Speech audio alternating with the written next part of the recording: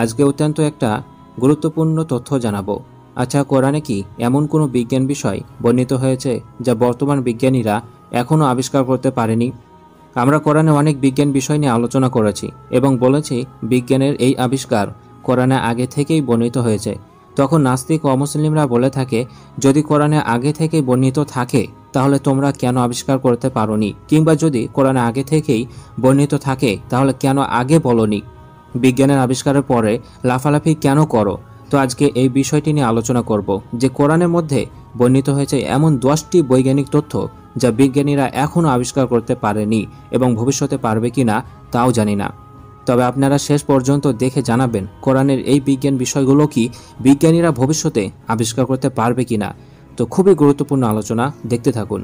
কোরআনে বর্ণিত হয়েছে এমন বৈজ্ঞানিক তথ্য কিন্তু বিজ্ঞানীরা এখনও আবিষ্কার করতে পারেনি। নাম্বার 1, সেটা হচ্ছে পরকাল।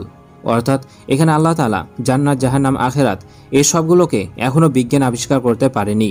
আবিষ্কার বলতে বিজ্ঞান এখনও এইগুলো দেখতে পায়নি, তাই বিজ্ঞানের কাছে এটির কোনো তথ্য নেই।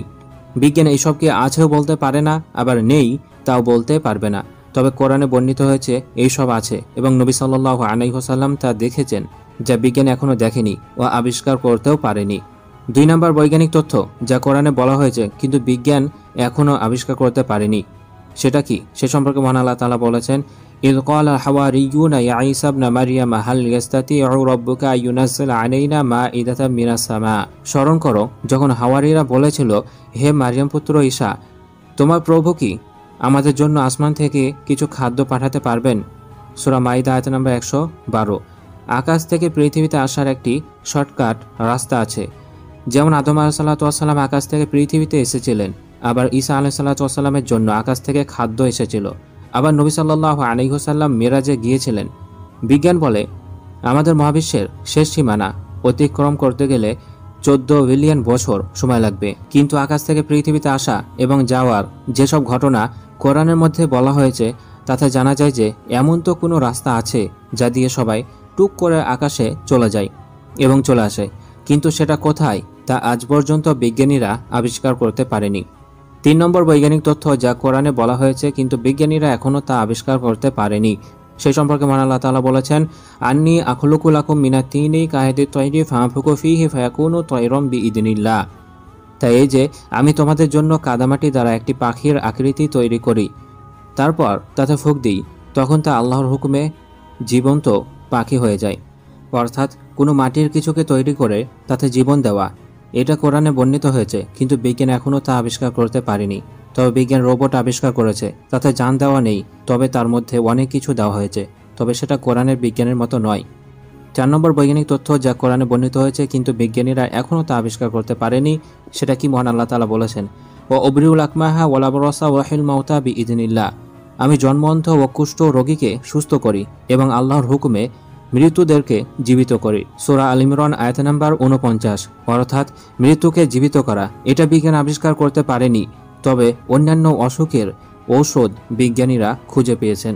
5 নম্বর বৈজ্ঞানিক তথ্য যা কোরআনের মধ্যে বর্ণিত হয়েছে কিন্তু বিজ্ঞানীরা এখনও তা আবিষ্কার করতে পারেনি, সেটা হচ্ছে সময়ের প্রবাহকে থামিয়ে দেওয়া। একজনের উপরে সময়কে থামিয়ে দেওয়া, এটা বিজ্ঞান এখন আবিষ্কার করতে পারেনি, যাকে অনেকটা টাইম ডায়ালেশন বলা হয়ে থাকে, তবে তার থিওরিটা কিছুটা আলাদা। আর কোরআনের মধ্যে এই বিজ্ঞান বিষয়টি বলা হয়েছে, সেটা বর্ণিত হয়েছে সূরা আল বাকারা আয়াত নাম্বার 159। সেখানে বলা হয়েছে, এক নবী একটা এলাকা দিয়ে যাচ্ছিলেন এবং সে মনে মনে ভাবলেন, এখানে যারা মারা গেছে এদেরকে আল্লাহ তাআলা আবার কিভাবে জীবিত করবেন। তখন আল্লাহ তাকে ঘুম দিলেন এবং ঘুমিয়ে থাকার পরে তিনি ঘুম থেকে উঠে দেখছেন 100 বছর পার হয়ে গেছে, অথচ তার মনে হচ্ছে সামান্য একদিন হয়তো আমি ঘুমিয়েছিলাম। এটা কিভাবে হলো? সেই আবিষ্কার বিজ্ঞান এখনও করতে পারেনি। 6 নম্বর বৈজ্ঞানিক তথ্য যা কোরআনে বর্ণিত হয়েছে কিন্তু বিজ্ঞান এখনও তা আবিষ্কার করতে পারেনি, সেটা কি? মহান আল্লাহ তাআলা বলেছেন, আল্লাহুল্লাযী খালাকা সাবআ সামাওয়াতি ওয়া মিনাল আরদি মিসলাহুন ইয়াতানাজ্জালুল আমরু বাইনাহুন্না লিতা'লামু আন্নাল্লাহা আলা কুল্লি শাইইন কাদির ওয়া আন্নাল্লাহা ক্বাদ আহাতা বিকুল্লি শাইইন ইলমা। আল্লাহ সেই মহান সত্তা যিনি 7 আসমান ও তাদের মতোই 7 জমিন সৃষ্টি করেছেন, এদের মাঝে আল্লাহর আদেশ অবতীর্ণ হয় যাতে তোমরা জানতে পারো যে আল্লাহ সবকিছুই করতে সক্ষম এবং আল্লাহ সবকিছুই তার জ্ঞানের আওতায় রেখেছেন। সূরা তলাক আয়াত নাম্বার 12। এই আয়াত এছাড়াও আরও কিছু আয়াতে এলিয়েনের অস্তিত্বের কথা বর্ণিত হয়েছে, যে সম্পর্কে আমার আলোচনা আছে, কিন্তু বিজ্ঞান এখনও এলিয়েনের অস্তিত্ব খুঁজে পায়নি। তবে সেটা কোরআনে আগে থেকেই বলা হয়েছে। 7 নম্বর বৈজ্ঞানিক তথ্য যা কোরআনে বর্ণিত হয়েছে কিন্তু বিজ্ঞানীরা এখনও তা আবিষ্কার করতে পারেনি, সেটা কি দেখুন। ফালকাহা ফাইদা হিয়া হাইয়াতুন তাসআ। মূসা আলাইহিস সালাতু ওয়াস সালাম লাঠি নিক্ষেপ করলো আর অমনি তা একটি সাপ হয়ে দৌড়াতে লাগলো। সূরা তাহা আয়াত নাম্বার 20। এতে বলা হয়েছে মূসা আলাইহিস সালাতু ওয়াস সালামের লাঠি সাপে পরিণত হলো। কোনো জড়বস্তু পদার্থকে জীবিত প্রাণীতে পরিবর্তন করে দেওয়া, এটা বিজ্ঞান এখনও আবিষ্কার করতে পারেনি। তবে বিজ্ঞান পদার্থের রূপ পরিবর্তন করতে পারে কিন্তু তাকে জীবিত করতে পারে না। 8 নম্বর বৈজ্ঞানিক তথ্য যেটা কোরআনে বর্ণিত হয়েছে কিন্তু বিজ্ঞান এখনও তা আবিষ্কার করতে পারেনি, সেটা কি দেখুন। ফাতাবাসসামা যাহিকাম মিন কওলিহা। পিঁপড়াটির কথা শুনে সুলাইমান আলাইহিস সালাতু ওয়াস সালাম মৃদু হাসল। সূরা নামাল আয়াত নাম্বার 19। আমরা জানি সুলাইমান আলাইহিস সালাতু ওয়াস সালামের একটি মুজিজা ছিল, সে পশু পাখির কথাকে বুঝতে পারত। এটা এমন একটি বিজ্ঞান বিষয় যা বিজ্ঞানীরা এখনও আবিষ্কার করতে পারেনি।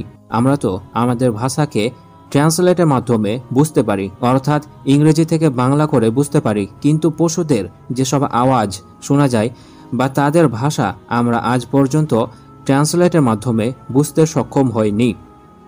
9 নম্বর বৈজ্ঞানিক তথ্য যেটা কোরআনে বর্ণিত হয়েছে কিন্তু বিজ্ঞানীরা এখনও তা আবিষ্কার করতে পারেনি, সেটা হচ্ছে ওয়ামা খলাকতুল জিন্না ওয়াল ইনসা ইল্লা লিয়াবুদুন। জিন ও মানুষকে আমি আমার ইবাদত করার জন্যই সৃষ্টি করেছি। 51 নম্বর সূরা 56 নম্বর আয়াত। জিন জাতি সম্পর্কে কোরআন হাদিসে অনেক কথা এসেছে কিন্তু বিজ্ঞান জিনকে এখনও দেখতে পায়নি, তবে নবী সাল্লাল্লাহু আলাইহি সাল্লাম তা দেখেছেন, তাই এখনও বিজ্ঞান এটি আবিষ্কার করতে পারেনি বলা যায়। 10 নম্বর বৈজ্ঞানিক তথ্য যা কোরআনে বর্ণিত হয়েছে কিন্তু বিজ্ঞান এখনও তা আবিষ্কার করতে পারেনি, সেটা হচ্ছে আলহামদুলিল্লাহি রাব্বিল আলামিন। সমস্ত প্রশংসা সেই মহান আল্লাহর জন্য যিনি সমস্ত মহাবিশ্বের রব। মহাবিশ্ব সমূহের কথা কোরআনে বলা হয়েছে যা বিজ্ঞানের কাছে একটি থিওরি মাত্র, কিন্তু বিজ্ঞান এখনও তা আবিষ্কার করতে পারেনি, সেটা কোরআনের মধ্যে বর্ণিত হয়েছে। এরকমই আরও অজানা বৈজ্ঞানিক তথ্য যা কোরআনে বর্ণিত হয়েছে কিন্তু বিজ্ঞানীরা এখনও তা আবিষ্কার করতে পারেনি। এবার বিজ্ঞানীরা যখন এরকম কিছু আবিষ্কার করে ফেলে তখন তো আমাদেরকে বলতেই হবে এটা কোরআনে আগে থেকেই বর্ণিত হয়েছে, তাই না? আর এটা বললেই কিছু মানুষের গায়ে জ্বালা হয়। আর আজকে আমরা ঠিক একইভাবে 10টি বৈজ্ঞানিক তথ্য কোরআন থেকে দেখাবো যেগুলো বিজ্ঞান এখন আবিষ্কার করতে পারেনি, আর ভবিষ্যতেও পারবে কিনা এটা সন্দেহ। তো কোরআনের এই বৈজ্ঞানিক তথ্যগুলো শেষ পর্যন্ত দেখুন। নাম্বার 1 যেটা কোরআনের মধ্যে বর্ণিত হয়েছে কিন্তু বিজ্ঞান এখনও তা আবিষ্কার করতে পারেনি, সেটা হচ্ছে ক্রায়োজেনিক স্লিপ। সেই সম্পর্কে মহান আল্লাহ তাআলা বলেছেন, ফাযরাবনা আলা আযানিহিম ফিল কাহফি সিনিনা আদাদা। অতঃপর আমি গুহায় কয়েক বছর তাদের কানে পর্দা দিয়ে রাখলাম। সুম্মা বা'আসনাহুম লিনা'লামা আইয়ুল হিজবাইনি আহসা লিমা লাবিসু আমাদা। পরে আমি তাদেরকে জাগরিত করলাম এই জানবার জন্য যে দুই দলের মধ্যে কোনটি তাদের অবস্থানকাল সঠিকভাবে নির্ণয় করতে পারে। ওয়ালাবিসু ফি কাহফিহিম সালাসা মিয়াতিন সিনিনা ওয়াজদাদু তিসআ। তারা তাদের গুহায় ছিল 300 বছর অতিরিক্ত আরও 9 বছর। আপনারা তো আসহাবে কাহাফের ঘটনা শুনেছেন, তারা একটি গুহার মধ্যে 309 বছর ঘুমিয়েছিল। এটা কিভাবে সম্ভব? এই যে বৈজ্ঞানিক থিওরি, এটাকেই বলা হয় ক্রায়োজেনিক স্লিপ, অর্থাৎ লম্বা সময় ধরে একটি ঘুম। বিজ্ঞান এখনও কোনো এমন মেশিন আবিষ্কার করতে পারেনি যেখানে আমাদেরকে লম্বা সময় ধরে ঘুম পাড়িয়ে দেবে এবং আমাদেরকে সংরক্ষিত রাখবে। একটু ভেবে দেখুন, যদি কখনো এইরকম সম্ভব হয় যে কোনো মানুষ 300 বছর পর্যন্ত জীবিত থাকতে পারবে ঘুমের মাধ্যমে, তাহলে একটু ভাবুন, সে ভবিষ্যৎ দেখতে পাবে, পৃথিবী থেকে অনেক দূরের গ্রহ যেতে পারবে, কিন্তু বিজ্ঞান এটা এখনও আবিষ্কার করতে পারেনি। তবে কোরআনের মধ্যে তা বলা হয়েছে। আর এই ঘটনা বিস্তারিতভাবে জানতে চাইলে সূরা আল কাহাফের 9 থেকে 26 নম্বর আয়াত পর্যন্ত দেখতে পারেন, আর এই সম্পর্কে আমরা আলোচনা আছে, চাইলে সেটাও দেখতে পারেন।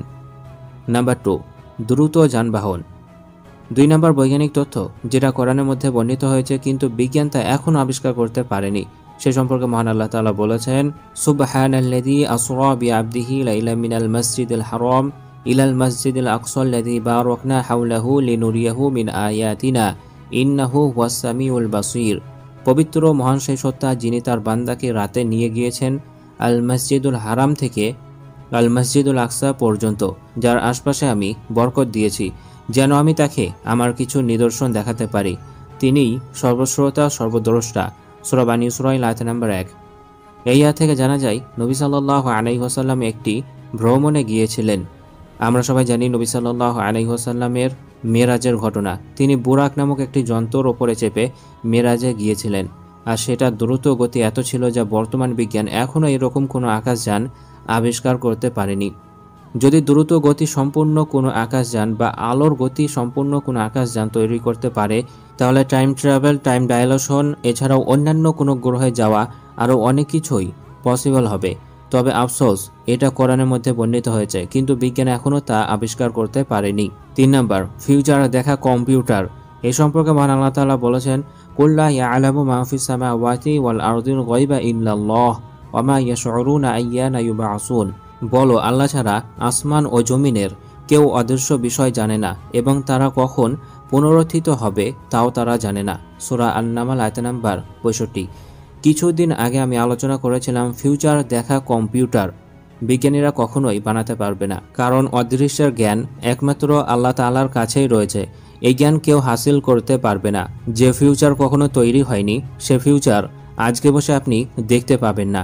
বিস্তারিত জানতে আপনারা সেই ভিডিওটি দেখতে পারেন। এই ফিউচার দেখা কম্পিউটার বিজ্ঞানীরা বানাতে পারবে কিনা সেটা নিয়ে আলোচনা করেছি। 4 নাম্বার, পৃথিবী বা মহাবিশ্ব ধ্বংসের জ্ঞান। এ সম্পর্কে মহান আল্লাহ তাআলা বলেছেন, ইন্নাল্লাহা ইনদাহু ইলমুস সাআহ, নিশ্চয় আল্লাহর নিকটেই আছে কিয়ামত সংগঠিত হওয়ার জ্ঞান। বিজ্ঞান গবেষণা করে বলতে পারে কবে কোথায় পানি হবে বা কবে কোথায় ভূমিকম্প হবে। ভয়াবহ ধ্বংসের সম্পর্কে সামান্য কিছু বলতে পারলেও বিজ্ঞান মহাবিশ্ব বা পৃথিবী কবে ধ্বংস হবে তা বলতে পারবে না। এমন কোনো কিছু আবিষ্কার করতে পারবে না যা দিয়ে পৃথিবী ধ্বংসের তারিখ জানা যাবে। এই জ্ঞান আল্লাহর কাছেই রয়েছে, যা কোরআনেও বর্ণিত হয়েছে, কিন্তু বিজ্ঞান তা এখনও আবিষ্কার করতে পারেনি। 5 নাম্বার, কথা ধরার যন্ত্র আবিষ্কার। এই সম্পর্কে মহান আল্লাহ তাআলা বলেছেন, ওয়া ইন্না আলাইকুম লাহাফিজিন, আর নিশ্চয় তোমাদের ওপর সংরক্ষকগণ রয়েছে, কিরামা কাতিবিন, সম্মানিত লেখক বৃন্দ, ইয়ালামুনা মা তাফআলুন, তারা জানে যা তোমরা করো। এই আয়াত সমূহ থেকে জানা যায় যে কথা আমরা রেকর্ড করি না সেটা বাতাসের মধ্যে মিশে যায়, কিন্তু তা হারিয়ে যায় না। সেই কথাগুলো আমরা ধরার মতো মেশিন এখনও আবিষ্কার করতে পারিনি, তবে কোরআনের মধ্যে তা বলা হয়েছে, আর এই সম্পর্কে আমার বিস্তারিত আলোচনা আছে, চাইলে সেখানে দেখতে পারেন। 6 নাম্বার, বাতাসকে নিয়ন্ত্রণ করা। মহান আল্লাহ তাআলা বায়ুর প্রবাহকে হযরত সুলাইমান আলাইহিস সালাতু ওয়াস সালামের অনুগত করে দিয়েছিলেন। সুলাইমান আলাইহিস সালাতু ওয়াস সালামের হুকুম মতো বায়ু তাকে তার ইচ্ছামতো স্থানে বহন করে নিয়ে যেত। তিনি বাতাসে নিজ সিংহাসন সহ সেনাবাহিনী 2 মাসের পথ একদিনে পৌঁছে যেতেন। মহান আল্লাহ তাআলা সূরা সাবার মধ্যে বলেছেন, ওয়ালি সুলাইমান রিহা গুদুওহা শাহরু ওয়া রাওয়াহুহা শাহর। সুলাইমানের জন্য বাতাসকে তার আজ্ঞানুবর্তী করে দিয়েছিলাম, যার সকাল 1 মাস আর বিকেল 1 মাস। সকাল বিকাল মিলে সারাদিনে বাতাসের সাহায্যে সে 2 মাসের পথ অতিক্রম করতে পারত। সূরা সাবা আয়াত নাম্বার 12। এছাড়াও মহান আল্লাহ তাআলা সূরা আম্বিয়ার মধ্যে বলেছেন, ওয়ালি সুলাইমান রিহা আসিফাতান তাজরি বিআমরিহি লা দিল্লাতি বারাকনা ফিহা ওয়া কুন্না বিকুল্লি শাইইন আলিমিন। আর সুলাইমানের অধীন করেছিলাম প্রবল বাতাসকে, যা তার আদেশে সেই ভূখণ্ডের দিকে প্রবাহিত হতো যাকে আমি বরকতময় করেছি। আমি সবকিছুই অবগত আছি। সুলাইমান আলাইহিস সালাতু ওয়াস সালাম বায়ুর ওপর ভর করে পৃথিবীর যে কোনো স্থানে গমন করা এবং বায়ুকে আদেশ করে যে কোনো কাজ করানো ছিল তার অন্যতম একটি মুজিজা। আমরা বায়ুকে কাজে লাগাতে পারি, তবে তাকে হুকুম দিয়ে ইচ্ছামতো কাজ করাতে পারি না। যদি বিজ্ঞান এটা আবিষ্কার করতে পারত তাহলে বাতাসকে কাজে লাগিয়ে যখন যেখানে ইচ্ছে বৃষ্টি বর্ষণ করতে পারত, কিন্তু এটা কোরআনে বর্ণিত হয়েছে, তবে বিজ্ঞান এখনও তা আবিষ্কার করতে পারেনি। 7 নাম্বার, ক্লোনিং পদ্ধতি। আমরা ক্লোনিং পদ্ধতি সম্পর্কে অনেকে জানি। ক্লোনিং পদ্ধতি বলতে আপনাকে ক্লোন করে হুবাহু আপনার মতো একজনকে তৈরি করে দেওয়া। তার থেকে উন্নত মানের থিওরি হচ্ছে আপনার থেকে ডিএনএ নিয়ে ইচ্ছামতো ডিজাইন বানিয়ে ক্লোনিং তৈরি করা। আর কোরআনের মধ্যে এই 2য় নম্বর বৈজ্ঞানিক তথ্যটি এসেছে। মহান আল্লাহ তাআলা বলেছেন, হুয়াল্লাযী খালাকাকুম মিন নাফসিন ওয়াহিদাতিন ওয়া জাআলা মিনহা যাওজাহা লিয়াসকুনা ইলাইহা। তিনি তোমাদেরকে এক ব্যক্তি থেকে সৃষ্টি করেছেন ও তার থেকে তার স্ত্রী সৃষ্টি করেছেন যাতে সে তার কাছে শান্তি পায়। সূরা আরাফ আয়াত নাম্বার 189। এই আয়াতে এক ব্যক্তি থেকে আরেকটি সৃষ্টির কথা বলা হয়েছে যা ক্লোনিং পদ্ধতির সাথে মিলে যায়। এছাড়াও এই রকমই কথা বলা হয়েছে। মহান আল্লাহ তাআলা বলেছেন, অমিন আয়াতিহি আন খালাকা লাকুম মিন আনফুসিকুম আজওয়াজান লিতাসকুনু ইলাইহা। আর তার নিদর্শনাবলীর মধ্যে রয়েছে যে তিনি তোমাদের জন্য তোমাদের থেকেই স্ত্রীদের সৃষ্টি করেছেন যাতে তোমরা তাদের কাছে প্রশান্তি পাও। তাই এইসব আয়াত থেকে জানা যায় একটি মানুষ থেকে আরেকটি মানুষের সৃষ্টি করার কথা, যা বর্তমান বিজ্ঞান ক্লোনিং নাম দিয়েছেন। 8 নম্বর, টাইম ট্রাভেল। বিজ্ঞান এখনও টাইম ট্রাভেল করতে পারেনি, তবে টাইম ট্রাভেলের ইঙ্গিত কোরআনে পাওয়া যায়। মহান আল্লাহ তাআলা বলেছেন, ইয ক্বালা আল্লাহু ইয়া ঈসা ইন্নী মুতাওয়াফিকা। স্মরণ করো যখন আল্লাহ বললেন, হে ঈসা, নিশ্চয় আমি তোমার নির্দিষ্ট কাল পূর্ণ করব। ওয়ারাফিউকা ইলাইয়া, এবং আমার কাছে তোমাকে তুলে নেব।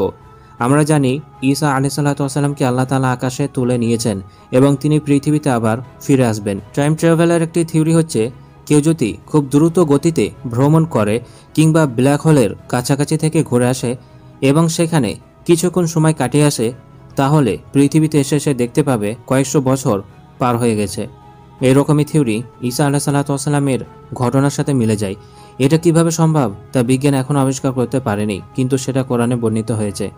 9 নম্বর, যেমন তিনি বলেছেন, কোরআনের মতো কোরআন কেউ আবিষ্কার করতে পারবে না। এই সম্পর্কে মহান আল্লাহ তাআলা বলেছেন, ওয়ালা তাফা আলু, এবং অবশ্যই কোরআনের মতো গ্রন্থ রচনা করতে কেউ পারবে না। 2 নম্বর সূরা 24 নম্বর আয়াত। তাই কোরআন এমন একটি কিতাব যার মতো দ্বিতীয় কোনো কিতাব আর কেউ আবিষ্কার করতে পারবে না। 10 নম্বর, জিনকে দেখা চশমা। জিন জাতি আছে তা আমরা জানি, এবং সূরা জিনের মধ্যে ও বিভিন্ন হাদিসে ঘটনা এসেছে যে নবী সাল্লাল্লাহু আলাইহি ওয়াসাল্লাম জিনকে দেখেছেন, কিন্তু বিজ্ঞান আজ পর্যন্ত এমন কোনো চশমা আবিষ্কার করতে পারেনি যে জিনকে দেখতে পাবে। বিজ্ঞান অনেক কিছু আবিষ্কার করেছে, অনেক ক্ষুদ্র ক্ষুদ্র জীবাণু দেখতে পেয়েছে, কিন্তু বড় বড় জিনকে দেখতে পায়নি।